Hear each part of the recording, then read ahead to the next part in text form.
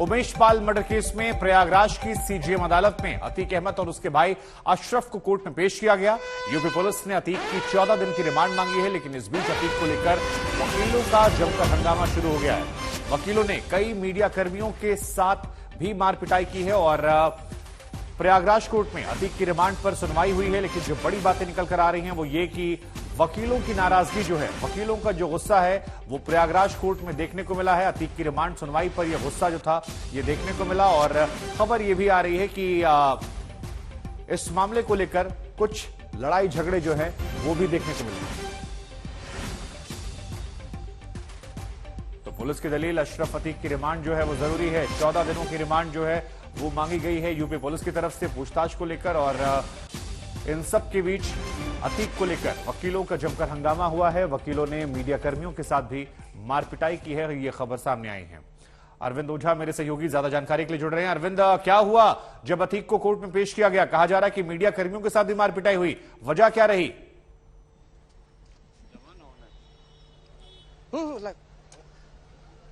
नहीं, देखिए, बिल्कुल गहमा गहमी।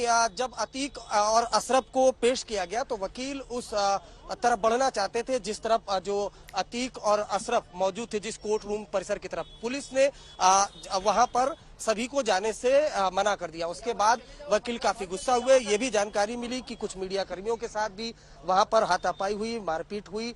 वीडियो बनाने को लेकर काफी ज्यादा उनमें गुस्सा था। गुस्से की कई और वजह भी है, लेकिन इन सबके बीच फिलहाल की बात की जाए तो जो पूरा कोर्ट परिसर है उसे छावनी में तब्दील कर दिया गया है। रह रहकर दूसरे साइड से जो वकील हैं उनकी भी आवाजें आती हैं, लेकिन छावनी में पूरे कोर्ट परिसर को तब्दील कर दिया गया है। ये जो पूरा रूट है सीजीएम कोर्ट की तरफ, ये पूरा रूट जाता है और अभी भी जो अतीक अहमद है और जो अशरफ है, दोनों को कोर्ट रूम में ही रखा गया है। बाहर रैपिड एक्शन फोर्स के जवान वो तैनात किए गए हैं और 14 दिन की रिमांड मांगी है शुभांकर अतीक और अशरफ की पुलिस ने। जाहिर सी बात है, उमेश पाल हत्याकांड में जो तमाम साजिश की परतें हैं वो पुलिस को खोलना है। साथ ही साथ जो असद अतीक का बेटा है वो फरार चल रहा है, गुड्डू मुस्लिम वो फरार चल रहा है, एक भी शूटर पकड़ा नहीं गया है। शाइस्ता अतीक की जो पत्नी है 50,000 की इनामी है वो फरार चल रही है।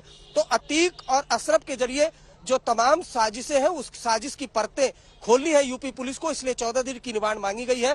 अभी फिलहाल बहस शुरू नहीं है, थोड़ी देर बाद ये फैसला आएगा कि कितने दिन की रिमांड ग्रांट की गई। लेकिन जाहिर सी बात है, जो सीजीएम कोर्ट है उस कोर्ट परिसर में काफी गहमा गहमी है। जरा हम ये तस्वीर प्रदीप गुप्ता को दिखाएं कि ये देखिए किस तरह से एक एक करके और एक्स्ट्रा जो रैपिड एक्शन फोर्स के जवान है उनको अब कोर्ट परिसर के अंदर बुलाया गया है। तो एक एक करके धीरे धीरे न सिर्फ यूपी पुलिस के जवान बल्कि जो रैपिड एक्शन फोर्स के जवान है वो कोर्ट परिसर में बुलाए गए हैं, क्योंकि काफी हंगामा भी देखने को मिला। हालांकि दूसरे साइड पर जहां पर अतीक और अशरफ की पेशी हो रही है उस गेट को बंद कर दिया गया है। वहां सिर्फ कुछ वकील जो सुनवाई के लिए आए हुए हैं उनकी और सिर्फ पुलिस और रैपिड एक्शन फोर्स के जवानों की मौजूदगी है। ठीक है, आप हमारे साथ बने रहिए। मेरे साथ मेरे एक और सहयोगी समर्थ भी जुड़ रहे हैं। समर्थ, जहां पर आप मौजूद हैं वहां से क्या तस्वीरें निकल कर आ रही हैं? और ये वकीलों के हंगामे की आशंका तो थी, क्योंकि उमेश पाल के परिवार वालों की जब कल हमने बाइट चलाई, प्रतिक्रिया दिखाई,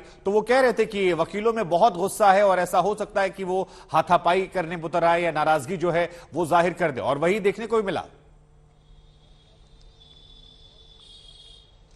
शुभंकर, देखिए, ये वही वकील हैं, ये उस दौर के वकील हैं जब अतीक अहमद प्रयागराज में रहकर जो आम लोग हैं उनको प्रताड़ित करता था, तो ये शायद उनका केस ले जाकर आगे ले जाते थे और शायद उनको सफलता उतनी नहीं मिलती थी।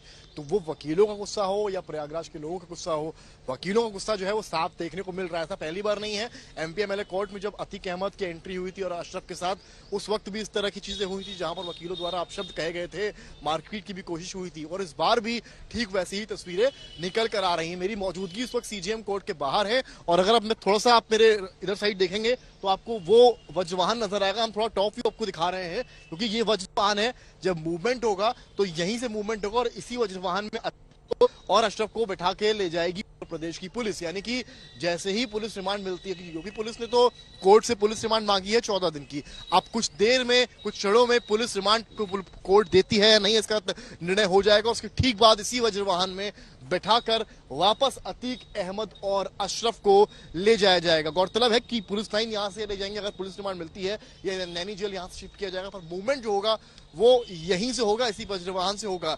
गौर करने वाली बात यह है कि अतीक अहमद ने साम्राज्य को कैसे बनाया। एक सीनियर आईएपीएस अधिकारी जिन्होंने पूरे केसेस को अतीक अहमद के टैकल किया है, उनसे भी जब हमारी बातचीत होती है तो वो कई बातें बताते हैं।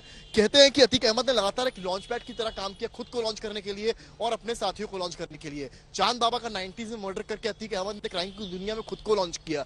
उसके बाद अशरफ को लॉन्च किया है, राजूपाल की हत्या करवाकर अशरफ को लॉन्च किया, और एक बार फिर से वो असद को क्राइम की दुनिया में लॉन्च करना चाह रहा था उमेश पाल की हत्या करवाने के बाद। पर इस बार शायद पासा उल्टा पड़ गया, फुटेज सामने आ गई है, फुटेज सामने लाई गई और उसको लेकर आसार चल रहा है। तो ये अतीक एंड जो गैंग है ये लॉन्च पैड की तरह काम करते रहे और अपने परिवार के हर एक शख्स को कुछ सालों के अंतराल में लॉन्च करते आए हैं इस क्राइम की दुनिया में। अब देखना यह है कि क्या यूपी पुलिस अतीक अहमद और कंपनी का साम्राज्य जो क्राइम का है उसको इस बार खत्म कर पाएगी, या यूं कहें कि असद के साथ जड़ से उखाड़ पाएगी, या फिर ये दौर चलता रहेगा और फिर अतीक, अशरफ और असद जैसे और लोग उत्तर प्रदेश में आते रहेंगे। ये एक चर्चा का विषय है, पर फिलहाल इंतजार इस बात का शुभांकर है कि जैसे ही इस बात का निर्णय हो।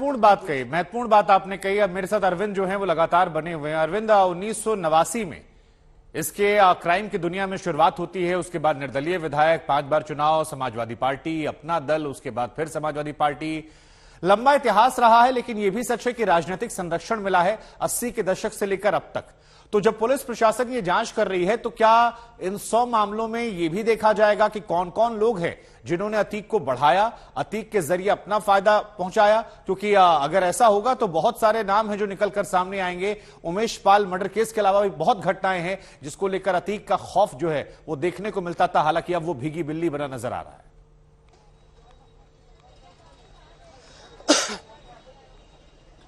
नहीं, बिल्कुल देखिए, 100 से ज्यादा मामले दर्ज हैं शुभांकर, और तकरीबन 1168 करोड़ की प्रॉपर्टी वो जब्त हो चुकी है। अगर 1989 में जैसा आपने जिक्र किया उस वक्त केस आया था तो उसके बाद सिलसिलेवार केस बढ़ते गए।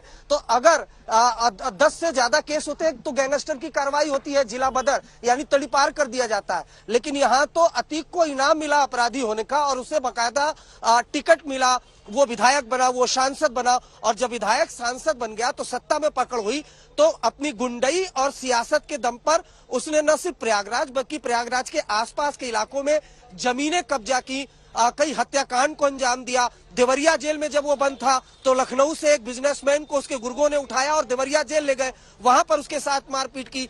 जब भी राजनीति की बात आती है और राजनीति संरक्षण की बात आती है तो उस पर सियासत जरूर शुरू हो जाती है। तो ये अतीक की बात। और भीगी बिल्ली की आपने बात कही तो ये भी देखिए इस मामले में वो कितना शातिर है। कल वो साबरमती जेल से निकलता है और बोलता है कि मुझे तो मिट्टी में मिला दिया, अब मुझे रगड़ा जा रहा है।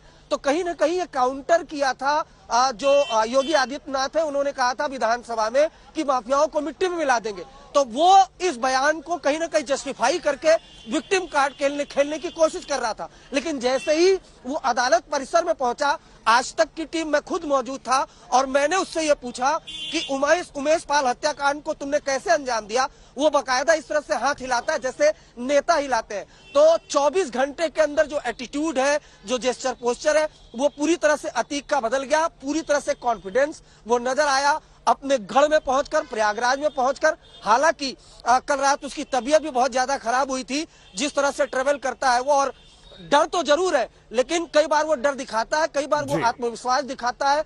आपने राजनीतिक संरक्षण की बात की तो राजनीतिक संरक्षण पर बहुत पहले कार्रवाई हो जाती, लेकिन उसी सियासत के दम पर इसने करोड़ों अरबों की जमीन प्रयागराज और प्रयागराज के आसपास कब्जा की, जिस पर हाल फिलहाल में एजेंसियों ने क्रैकडाउन भी किया। कल ही ईडी ने अतीक और उसके करीबियों पर रेड की, लेकिन फिलहाल वो प्रयागराज में मौजूद है, उसे साबरमती जेल से लाया गया है।